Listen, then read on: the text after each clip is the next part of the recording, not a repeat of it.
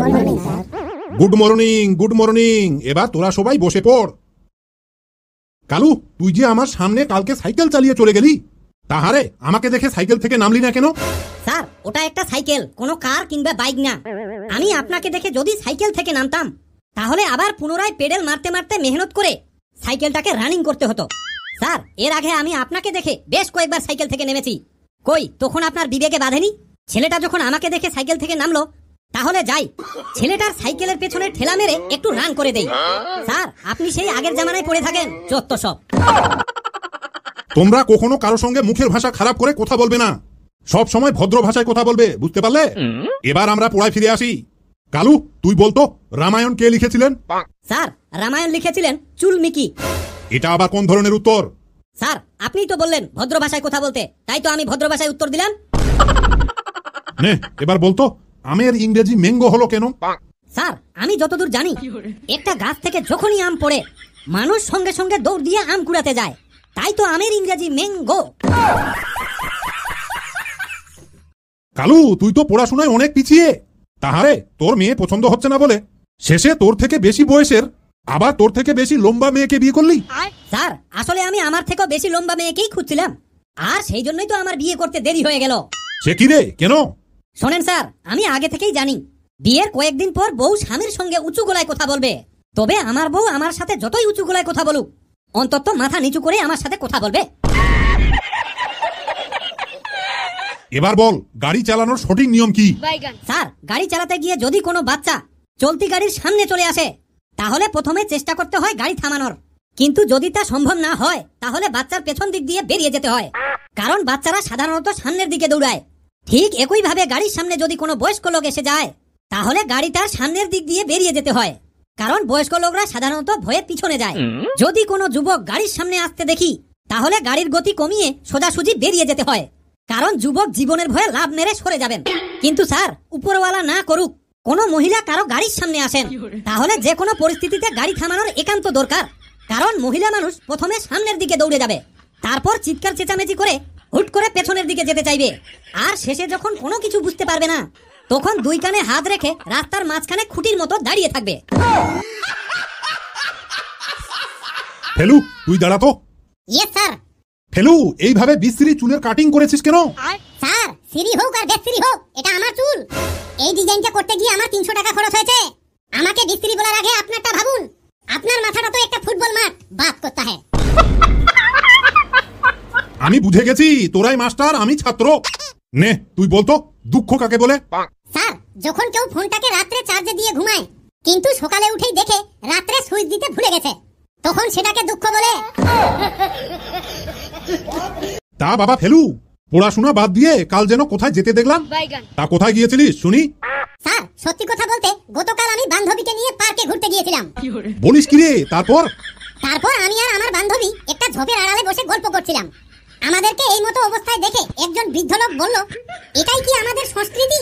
আমিও ফট করে দাদুকে বললাম, না দাদু, এটা তো আমার বান্ধবী রিয়া। ভালো করে খুঁজে দেখেন, সংস্কৃতি মনে হয় অন্য ঝোপের আড়ালে বসে গল্প করছে। আচ্ছা বলতো, ছোট ছোট বাচ্চারা এত দুষ্টামি করে কেন? স্যার, যে জিনিসের জন্মই হয় দুষ্টামির মধ্য দিয়ে, তাহলে সেই বাচ্চারা শান্তশিষ্ট হবে কেমন করে? এবার বলতো, গ্যারান্টি আর ওয়ারেন্টির মধ্যে পার্থক্য কি? স্যার, ধরে নিন আপনার স্ত্রী মানে আমাদের ম্যাডাম খুব অসুস্থ, তাই হাসপাতালে ভর্তি আছে। এদিকে জীবন যাওয়া যাওয়া অবস্থা। এই সব দেখে আপনার শ্বশুর আপনার শালীর সাথে আপনাকে বিয়ে দিয়ে দিল, এটাকেই বলে গ্যারান্টি। আর যদি আপনার স্ত্রীর অবস্থা দেখে শ্বশুর বাড়ির সব লোকজন মিলে আপনার স্ত্রীকে চিকিৎসা করে সুস্থ করে দেয়, এটাকেই বলে ওয়ারেন্টি। আশা করি বুঝতে পেরেছেন। তাহারে তোর বাড়িতে বউ থাকা সত্ত্বেও তুই বান্ধবীকে নিয়ে ঘুরতে যাচ্ছিস, তোর লজ্জা করে না? স্যার, আপনি কোন লজ্জার কথা বলছেন? আমার বউ যদি অন্য ছেলের সাথে পরকীয়া করতে পারে, তাহলে আমি কেন বান্ধবীকে নিয়ে ঘুরতে পারবো না? আইন সবার জন্য সমান, কথাটা মাথায় ঢুকিয়ে নেবেন। আচ্ছা, কোন গরিব লোক দেখলে দান করতে হয়, এটা জানিস? স্যার, একদিন আমি বাড়িতে একাই ছিলাম, সেই সময় হঠাৎ এক ভিক্ষুক এসে বলল, বাবা দুটো ভিক্ষা দিন বাবা। আমি বললাম, বাড়িতে কোনো মানুষ নেই, আমাকে মাফ করবেন, আমি এই মুহূর্তে ভিক্ষা দিতে পারছি না। ভিক্ষুক তখন আমাকে বলল, বাবা আপনি যদি 1 মিনিটের জন্য মানুষ হতেন, তাহলে আমার খুব উপকার হতো। আচ্ছা ফেলু, তোর স্ত্রী সব থেকে তোর কি বেশি পছন্দ করে? স্যার, আমার স্ত্রীও একদিন আমাকে বলেছিল, বেবি তুমি আমার সব থেকে বেশি কি পছন্দ করো? আমিও আমার মনের দুঃখ মনে রেখে বললাম, তোমার সবকিছুই আমার ভালো লাগে। স্ত্রী আবার আমাকে দাঁত কেলিয়ে জিজ্ঞাসা করছে, যেমন কি কি বাবু, আমাকে একটু খুলে বলো না প্লিজ। স্যার আর আমার সহ্য হলো না, আমিও বলেই ফেললাম, যেমন তোমার ছোট বোন প্রিয়া, তোমার মাসির মেয়ে এঞ্জেল প্রিয়া, তোমার পিসির মেয়ে টুম্পা, তোমার কাকার মেয়ে পিঙ্কি, তোমার পাড়ার মেয়ে সুমনা, আর তোমার প্রিয় বান্ধবী শিল্পা। তারপর শালি আমার এমন জায়গায় লাথি মেরেছে, আমার সুস্থ হতেই হাসপাতালে 7 দিন সময় লেগেছে। ঠিকই আছে, যেমন কর্ম তেমনি ফল। ফেলু, তোর হয়তো জানা নেই, মেয়েরা আজকাল অনেক আগে যাচ্ছে। স্যার আগে না ঘন্টা যাচ্ছে। কেন? আমাদের ভারত পাকিস্তান যুদ্ধে সোফিয়া কুরেশি পাকিস্তানের রাতের ঘুম কেড়ে নিয়েছে, তুই জানিস না? স্যার সোফিয়া কুরেশি আমার এবং আমাদের ভারতবর্ষের গর্ব। কিন্তু স্যার আবার এই ভারতবর্ষে কিছু কিছু ওভার স্মার্ট মেয়ে ছেলে আছে। যেমন আমি গতকালকে লিফটে ওঠার পর এদিকে শিশু কোলে নিয়ে এক মহিলা লিফটে উঠলেন। আমি সুইচ টিপতে গিয়ে ভদ্রতার সাথে মহিলাটিকে জিজ্ঞাসা করলাম, বৌদি সেকেন্ড না থার্ড? মহিলাটি রেগে গিয়ে আমাকে বলল, এই হারামজাদা, আমি এই বাচ্চার মাসি। পেচি, এবার তুই দাঁড়াতো। Yes sir. তুই বলতো বিয়ের আগে ছেলেদের কি এমন করা জরুরি? স্যার ছেলেরা এমনিতেই স্মার্ট হলেও তার নিজের বিয়ের ব্যাপারে একদম গাধা। কেন? কারণ ছেলেরা তো ভুলেই যায় বিয়ের আগে মেয়ের চেয়ে মেয়ের মায়ের ব্যাপারে খবর নেওয়া বেশি জরুরি। কারণ করলার গাছে কখনো আঙ্গুর ফল হয় না। এবার বল, ঘামাচি কাকে বলে? স্যার মানুষের শরীরে ঘামের বাচ্চাকে ঘামাচি বলে। এটা আবার কেমন কথা? কেন স্যার, বেঙ্গের বাচ্চা বেঙ্গাচি হলে ঘামের বাচ্চা ঘামাচি হবে না তো কি ঘোড়ার বাচ্চা হবে? আচ্ছা পেচি, তুই কি খেতে সব থেকে বেশি পছন্দ করিস? এই তো স্যার, বাংলা, রাম, গাঁজা, ড্রাগস, চোলাই, সিগারেট, মতিবিড়ি, চরস, ভাং, হাড়িয়া, চুয়ানি, এইসব নিষিদ্ধ জিনিসগুলো বাদ দিয়ে মোটামুটি সবই খাই।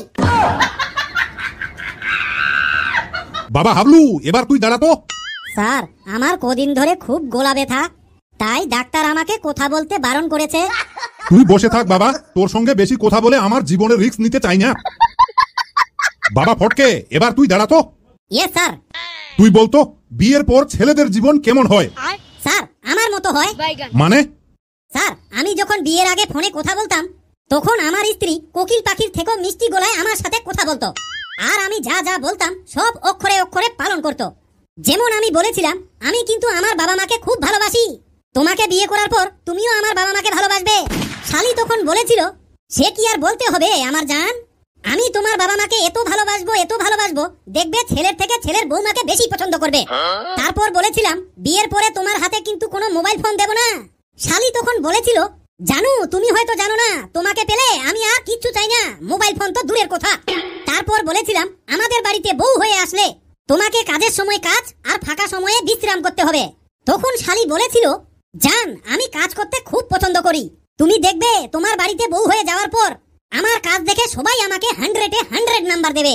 তখন ওর কথাগুলো শুনে আমি খুব খুশি, ভাবতাম ভাগ্য করে এমন একটা মেয়ে পেয়েছি। স্যার এবার তাকে বিয়ে করে 6 মাস যেতে না যেতেই শুরু হয়ে গেল সাইলেন্সার ঝগড়াঝাটি।